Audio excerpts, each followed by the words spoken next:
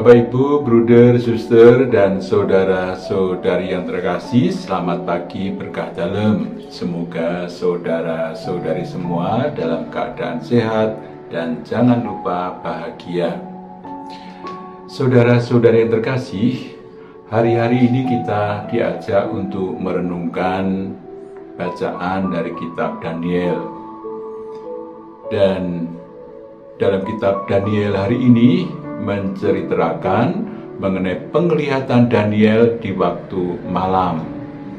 Daniel melihat 4 binatang yang berbeda-beda dan bentuknya sangat menyeramkan.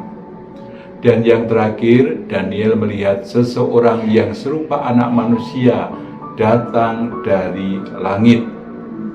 Ia menghadap sang raja yang sudah lanjut usianya. Kepada seseorang yang serupa dengan anak manusia tadi, sang raja menyerahkan kuasa sebagai raja. Kekuasaannya kekal adanya dan kerajaannya takkan binasa. Hal yang mau disampaikan adalah anak manusia akan datang dan segala bangsa akan tunduk pada kerajaannya yang kekal dan berkuasa. Dan dalam Injil Santo Lukas pagi ini menunjukkan dan menggambarkan kedatangan kerajaan Allah yang abadi. Kerajaan Allah itu sudah datang melalui pribadi Yesus Kristus.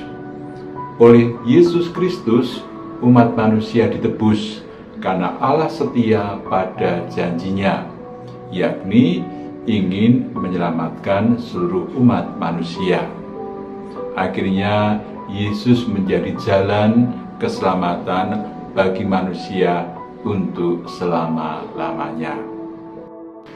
Dalam perjanjian baru, Allah telah memperlihatkan kerajaannya di dunia ini dengan kedatangan Yesus yang membawa kita kepada keselamatan.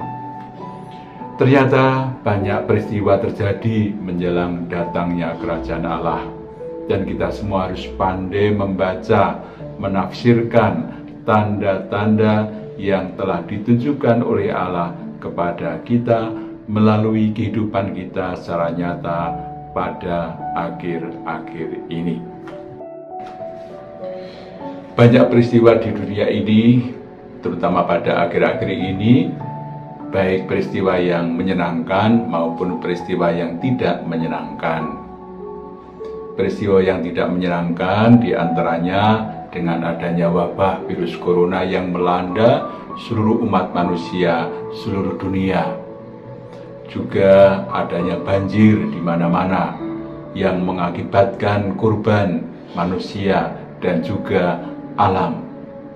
Gempa bumi yang membuat hidup manusia tidak tentram.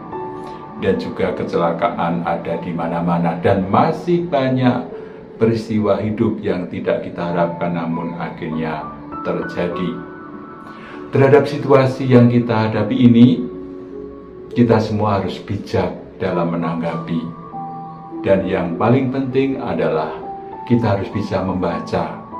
Sebenarnya Allah menghendaki apa? Allah bersabda apa kepada kita manusia?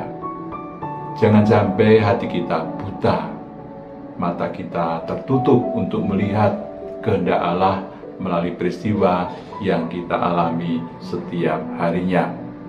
Maka marilah kita mohon agar kita mempunyai hati yang peka, hati yang terbuka pada kehendak Allah yang telah Ia sabdakan, Ia sampaikan melalui peristiwa hidup kita sehari-hari. Maka Bapak, Ibu, suster, bruder, dan saudara-saudari yang terkasih, marilah kita renungkan. Kemuliaan kepada Bapa, Putra, dan Roh Kudus, seperti pada permulaan, sekarang, selalu, dan sepanjang segala abad. Amin.